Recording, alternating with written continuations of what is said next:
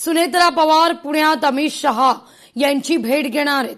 टिळक पुरस्कार सोहळ्यापूर्वी ही भेट होणार असल्याची माहिती समोर येते। पुण्यातल्या रिट्स कार्टन हॉटेल या ठिकाणी गृहमंत्री अमित शहा सध्या मुक्कामी आहेत आणि त्या ठिकाणी सुनेत्रा पवार भेट घेणार असल्याची देखील माहिती ही समोर येते।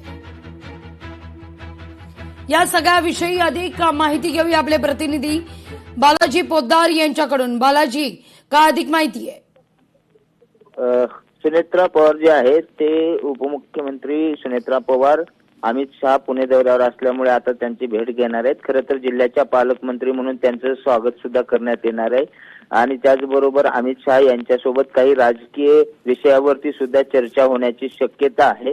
खरं तर या लोकमान्य टिळक पुरस्काराला हे तिन्ही नेते, दोन्ही उपमुख्यमंत्री, मुख्यमंत्री उपस्थित राहणार असले तरीही सुद्धा त्या अगोदर ही भेट होणार असल्याने ही भेट महत्वाची मानली जाते। काही राजकीय स्तरावरच्या, प्रशासकीय स्तरावरच्या चर्चा आणि काही दोघांमध्ये संवाद काय होतो ते पाहणं महत्वाचं आहे। वेगवेगळ्या पक्षातल्या सुद्धा गोष्टी संदर्भात काही चर्चा होण्याची शक्यता आहे आणि त्या संदर्भाने या भेटीला अतिशय महत्व आहे। त्यानंतर हे तिन्ही नेते जे आहेत ते लोकमान्य टिळक पुरस्काराच्या कार्यक्रमाला उपस्थित राहणार आहेत। लागू अगदी बालाजी, जो तुम्ही उल्लेख केला, या ठिकाणी काही महत्वाच्या राजकीय विषयांवर चर्चा होण्याची शक्यता वर्तवली जाते। साधारणतः कोणते विषय अग्रस्थानी असू शकतात?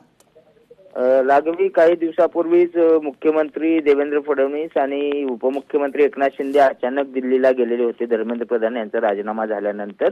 त्यानंतर केंद्रीय मंत्रिमंडळात काही विस्ताराच्या चर्चा सुरू आहेत।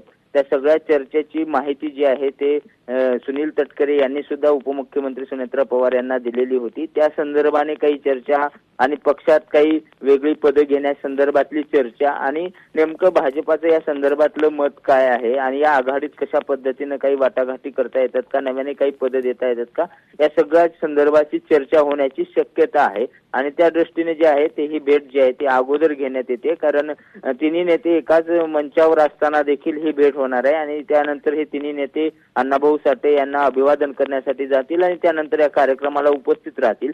त्यामुळे या नेमक्या चर्चेत आता या चर्चेनंतर, भेटीनंतर काय होते ते पाहणं महत्वाचं आहे। मात्र ही भेट जी आहे ती अतिशय महत्वाची मानली जाते आणि पालकमंत्री, पुणे जिल्ह्याच्या पालकमंत्री म्हणून त्यांचं त्या स्वागत करतील। त्याचबरोबर त्यांच्या सगळ्या संपूर्ण दौऱ्याच्या सोबत त्या राहणार असल्याची माहिती देण्यात आलेली आहे। अगदी बालाजी, धन्यवाद तुम्ही दिलेल्या एकूण सविस्तर माहिती करता।